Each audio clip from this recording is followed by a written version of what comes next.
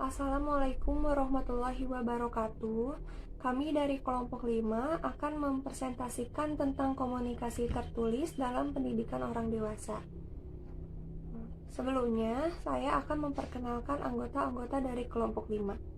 Yang pertama ada Salsabila Fajrin, yang kedua ada Anissa Mihila, yang ketiga ada saya sendiri, Nimas Farhani, yang keempat ada Nada Solihah, yang kelima ada Alia Sapitri, dan yang terakhir keenam ada Deva Mukita. Ada definisi komunikasi tertulis.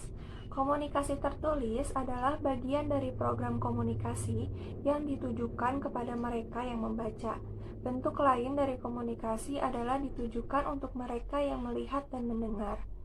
Komunikasi tertulis yang paling umum digunakan adalah surat, termasuk laporan berkala dan surat edaran, berita, poster, buletin, leaflet, dan pamflet. Yang penting adalah pesan sedapat mungkin, singkat dan menarik. Kalimat-kalimat pendek yang disusun dalam urutan logis dengan menyantumkan ringkasan akan menarik. Begitupun pernyataan langsung dengan contoh dan gurauan segar sebaiknya menjadi ciri atau gaya untuk menjelaskan dan menarik minat. Keberhasilan suatu publikasi atau berita tergantung pada seberapa jauh kita mengetahui apa yang kita akan katakan dan kecermatan kita dalam merencanakan pesan. Di sini saya akan menjelaskan tentang macam-macam komunikasi tertulis dalam pendidikan orang dewasa. Yang kesatu, laporan berkala dan surat edaran.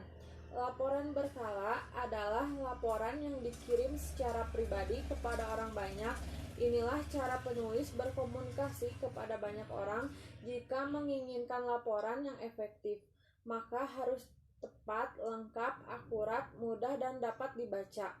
Laporan berkala biasanya berisi lebih banyak teksnya dalam proporsi teks gambar dan ukuran halaman lebih kecil, sehingga ruang beritanya sempit dan terbatas. Susunan setiap subjek ringkas, cepat, dan menggunakan kalimat pendek. Laporan berkala dapat diarahkan kepada selektif daripada surat kabar. Yang tercakup dalam laporan berkala dapat lebih mengikuti perkembangan, bersifat lokal dan khusus. Surat edaran sifat pribadinya tidak sama seperti pada laporan berkala, memfokuskan pada suatu peristiwa, kejadian atau keadaan lingkungan, manfaat dan kelemahannya, sebanding dengan laporan berkala. Yang kedua yaitu berita. Berita sebagai alat penghubung masyarakat, berita mempunyai nilai yang tinggi, terutama jika nama dan foto peristiwa dicantumkan.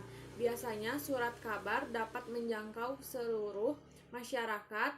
Dapat diperkirakan bahwa 85% orang dewasa membaca. Beberapa studi menunjukkan bahwa pengaruh berita melalui surat kabar terhadap masyarakat sangat tinggi. Oleh karena itu, berita menempati prioritas tinggi dalam daftar rencana media komunikasi tertulis pendidikan orang dewasa. Untuk menciptakan berita yang bagus memerlukan pelatihan khusus. Sulit untuk menentukan apa yang diinginkan oleh masyarakat pembaca dan bagaimana mereka merespon artikel tersebut. Pengeditan yang ketat oleh staf surat kabar sering mematikan energi efektif yang terkandung dalam berita. Kenyataannya, ini cenderung mematahkan semangat para pengumpul berita yang bagus, yang tidak mengetahui masalah yang ada pada penerbit suatu kabar. Walaupun surat untuk mengevaluasi efektivitas berita dan orang juga dihadapkan pada pemotongan berita. Seorang hendaknya tidak mengecilkan arti penting berita sebagai alat dalam pendidikan orang dewasa. Baik, selanjutnya di sini saya akan menjelaskan buletin, folder, leaflet atau pamflet. Buletin, folder, leaflet atau pamflet adalah informasi tertulis mengenai subjek khusus yang panjangnya bervariasi. Kesederhanaan sebaiknya menjadi kata kunci dalam mempersiapkan buletin, folder, leaflet, atau pamflet. Dalam arti kesederhanaan, dengan penampilannya yang menarik. Pesan yang terkandung harus jelas dan lengkap, singkat tetapi tidak dibuat-buat. Dapat digunakan baik secara tersendiri maupun dikombinasikan dengan metode visual yang lainnya.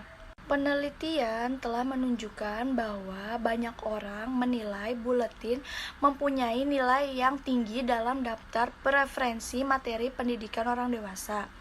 Buletin berpotensi menjadi instrumen pendidikan orang dewasa yang sangat penting. Efektivitasnya tergantung pada cara menggunakan buletin itu sendiri. Baik, selanjutnya ada poster. Poster adalah salah satu jenis media massa tertulis yang perlu diketahui dalam pendidikan orang dewasa.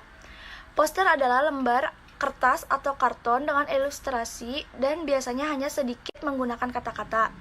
Poster didesain untuk menarik perhatian pejalan, menekankan fakta atau ide, dan menstimulasi orang untuk mendukung ide, memperoleh lebih banyak informasi, atau melakukan beberapa jenis aksinya. Beberapa saran untuk poster lebih menarik dan efektif menurut Barnes dan Evans tahun 1984. Yang pertama, tentukan secara pasti siapa sasarannya, apa yang akan disampaikan melalui poster, tindakan, dan apa yang diinginkan. Lalu yang kedua, tempatkan pada lembar kertas kata-kata atau sketch gambar yang mengekspresikan pesan secara jelas. Lalu yang ketiga, usahakan menulis pesan ke dalam slogan yang sedikit kata-katanya cermat dan mengena. Lalu yang keempat, gambarkan secara kasar dengan ukuran kecil 1/3 atau 1/4 ukuran yang sebenarnya. Lalu yang kelima, gunakan huruf balok dan warna untuk menarik perhatian dengan memberi kontras warna dengan jelas. Sisakan ruang kosong yang cukup, jangan terlalu banyak huruf, kata-kata, dan gambar. Yang kelima ada menulis cepat. Seseorang akan bisa menulis secara cepat jika yang pertama, mengetahui pembacanya, yang kedua, mempunyai tujuan dan mengejar tujuan tersebut, dan yang ketiga, mempunyai rencana dan mengikuti rencana itu. Berikut ini akan diberikan tips yang dapat digunakan agar seseorang dapat menulis dengan cepat. Yang pertama, tulis dengan simpel dan jelas. Yang kedua, pahami pembaca, tangkap imajinasinya sementara seseorang tersebut menulis. Yang ketiga, memiliki rencana, membuat outline dan mengikutinya. Yang keempat, membuat draft kasar, menulis ide-ide dan jangan diperhalus dulu untuk dikerjakan kemudian. Selanjutnya, memilih kata-kata yang sederhana, sopan, dan bersifat pribadi. Yang keenam, mengatakan secara sederhana. Tidak cukup menulis hanya agar dapat dimengerti, tetapi juga harus menggunakan bahasa yang tidak salah diartikan. Yang ketujuh, memberi tanda baca untuk memperjelasnya. Yang kedelapan, jangan terlalu sering menggunakan huruf besar. Gunakanlah huruf besar untuk hal-hal tertentu seperti nama dan nama kota. Selanjutnya, jadilah editor untuk diri sendiri. Ketatlah dalam melakukannya, orang lain pun akan bertindak demikian. Yang ke-10, minta persetujuan lebih dahulu kepada semua orang yang berwenang dan periksakan sebelum diketik atau diperbanyak. Dan yang terakhir, selesaikan tepat waktu seawal mungkin sehingga orang yang akan menanganinya lebih lanjut dapat bekerja dengan baik. Yang keenam, ada menulis agar mudah dibaca. Beberapa hal penting yang perlu diperhatikan dalam menulis agar tulisan tersebut dapat mudah dibaca. Yang pertama, bacakan seperti sedang bercakap-cakap. Menggunakan kata-kata yang biasa digunakan sehari-hari akan membantu pesan mudah dimengerti oleh si pembaca. Yang kedua, menggunakan kata-kata yang pendek dan mudah dimengerti oleh orang lain. Yang ketiga, menggunakan kata-kata personal. Yang keempat, menggunakan kalimat yang pendek dan bervariatif. Selanjutnya, menggunakan paragraf yang pendek. Yang keenam, menyusun kalimat dengan urutan yang logis. Yang pertama, tulis terlebih dahulu hal utamanya, kemudian menjelaskan mengapa hal tersebut menjadi penting. Selanjutnya, daftar semua fakta dan gambaran lain yang harus dimiliki oleh pembaca. Yang terakhir, cek lagi hal-hal yang penting, di antaranya tata bahasa campuran, Perubahan yang berayun, berlebihan, kata abstrak, membatasi, berbelit-belit, susunan yang tercampur atau paralisasi yang salah. Baik, yang selanjutnya adalah prinsip-prinsip komunikasi tertulis. Terdapat 7 prinsip yang harus diperhatikan dalam komunikasi tertulis yang biasa disebut dengan prinsip 7C. Yang pertama adalah completeness atau lengkap. Dimaksud lengkap di sini ialah pesan-pesan yang digunakan dalam suatu perusahaan akan disebut lengkap bila mengandung semua fakta-fakta yang diinginkan oleh pembicara. Karena itu, pesan harus menjawab semua pertanyaan, memberikan informasi tambahan yang dibutuhkan dan diperiksa kembali apakah pesan tersebut sudah mengandung 5W1H atau belum. Dan yang kedua adalah conciseness atau ringkas. Ringkas di sini adalah suatu pesan bukan mengorbankan beberapa kata sehingga menjadi tidak lengkap dan kurang sopan, tetapi hilangkan kata-kata yang kurang penting dan hindarkan pengulangan kata-kata. Yang ketiga adalah consideration atau pertimbangan. Pertimbangan di sini berarti kita harus benar-benar menyiapkan apa yang harus ditulis dan coba pahami orang atau pihak lain apa masalahnya, keinginannya, dan lain-lainnya. Dan selanjutnya adalah concertance atau konkret. Konkret di sini yaitu berarti spesifik, mengandung kepastian yang gamblang atau jelas, hindari kekaburan dan penulisan secara umum. Untuk itu, sebaiknya kita menggunakan fakta-fakta atau data yang spesifik, jelas, dan lebih baik menggunakan kalimat aktif. Dan yang selanjutnya adalah clarity atau jelas. Pesan yang disampaikan harus benar-benar jelas dan dapat dimengerti oleh pembaca, sehingga perlu diperhatikan pemilihan kata-kata yang sering digunakan. Hindari kata-kata asing dan susunan kalimat dan paragraf yang tidak beraturan. Yang selanjutnya adalah courteous atau sopan. Sopan di sini bukan berarti menggunakan kata-kata maaf, silahkan, terima kasih, tetapi yang dimaksud adalah jangan menyinggung perasaan pembaca. Jawablah surat langganan segera, bijaksana, dan untuk tidak menyakiti hati langganan. Janganlah terlalu berterus terang pula kepada masalah yang dihadapi oleh sang pelanggan. Dan yang terakhir adalah correctness atau benar. Benar di sini adalah menggunakan bahasa yang sesuai dengan level pengetahuan langganan dan gunakan kata akurat, kemudian gunakan grafik gambar yang menunjang. Selanjutnya, hambatan komunikasi tertulis. Berikut ini merupakan macam-macam hambatan komunikasi tertulis. Yang pertama, ada hambatan dari proses komunikasi, yaitu hambatan yang timbul dari ketidakjelasan informasi yang akan disampaikan. Yang kedua, ada hambatan fisik, yaitu hambatan yang terjadi akibat ada gangguan cuaca, gangguan sinyal, dan lain sebagainya. Yang ketiga, hambatan semantik, yaitu hambatan yang terjadi akibat pemahaman yang sedikit mengenai bahasa dan istilah-istilah asing yang digunakan dalam informasi atau pesan. Yang keempat, hambatan psikologis.